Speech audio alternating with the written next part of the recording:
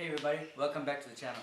As you've heard at the beginning of this video, if your belt is making noise like that, it's about a good time you need to change it. Today in this video I'm going to replace the serpentine belt and the belt tensioner, and I'm going to show you how to do so. So let's get started with that video. Okay, what I've got here is the list of tools that you're going to need to get this job done. I'm going to show you step by step as to what's going to be needed, as to what goes where. First, you're going to need a socket set. This is a metric socket set. The ratchet is not here, which I know. And you're going to need you're going to need a ratchet. You're going to need a breaker bar, strong arm, whatever you want to call it. 10mm socket. That's basically it for that. That's all the tools you're going to need there. You're going to need some Torx keys. This is ranging from T20 to T55. It comes with the 10mm socket included. This is for the Torx set, and then you also have the Allen key set as well. That's also ranging from H4 right up to H12. That's for hex keys, and then you have the Torx keys. You're also going to need a T20 Torx screwdriver. There's a T20 Torx screwdriver. You're going to need your new belt. This is the full belt that's meant for the M47 engine. That's the engine that's in my car. But also at the same time, we're going to replace the belt tensioner as well. This currently inside here is the old one, which I've replaced the tensioner off camera. So this is the old one inside of here. I'm going to show you what it looks like in a few minutes. So let's get started with that.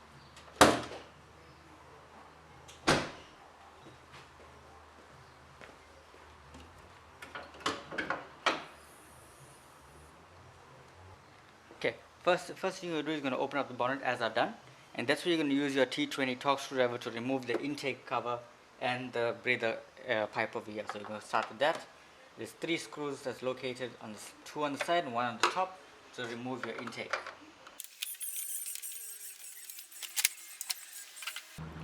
Okay, once you have it removed, you take it, set it aside so it'll be out of your way, and then we can get access to the main belt itself. So I'm going to just bring you in so you can see exactly how the belt is run. It's very close. It's very important that you pay attention as to which way the belt is running, so you have an idea as to which way it goes in next. Okay, so let's get cracking with that. Okay, inside here you can see the way that the belt is running. Pardon all the piping and everything. You're going to have to work your way around this to get the the belt in properly. Now with the M47, there is this aircon compressor belt that's over here. So you need to find out how to get this loosened up so you can have this belt removed. Otherwise, you won't be able to replace your belt with a new one. I'm gonna try and work out this, get this out of the way, and then we can open up the new belt. Okay, just for added room, I'm gonna take off the engine cover and the turbo breather cover, and we're gonna have some extra room so you can have a look and see exactly what is needed to loosen up that aircon compressor. So in the meantime, let's get started with that.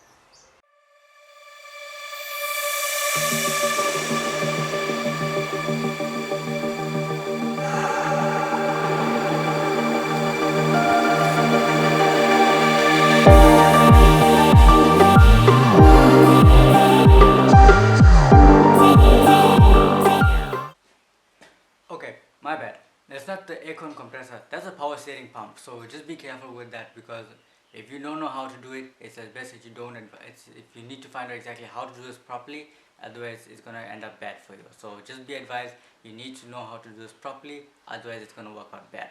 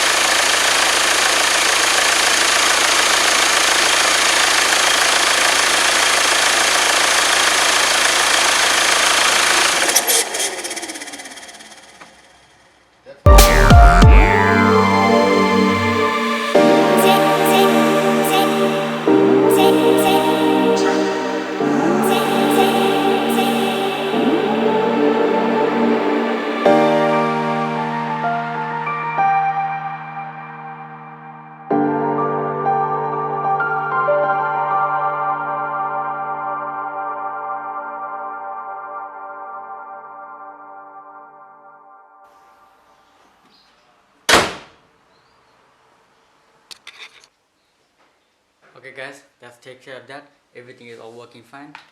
The belt was relatively easy to change. The only thing actually took a long time was to actually get the power steering belt off the car, which in actual fact is not that hard, but it's only minutes to get the actual pulley off the car, as you saw in the video. That's the easiest way I've noticed, and that's the one I've gone with. Now, it's best to always keep your original belt safe. So in the event that you have a part failure, if you need to take this one back to the dealer where you bought it from, it's always best to have your original one so that you can replace it and put it back. Now with that being said, I know in the beginning of the video I mentioned something about the belt tensioner. I'll leave that for another video. Anyway guys, thanks for watching this video. If you liked it, if you found it helpful, give it a thumbs up. Also leave your questions in the comment section down below. I'd like to hear your feedback. Whatever tools and products have been used, I'll link it in the description down below.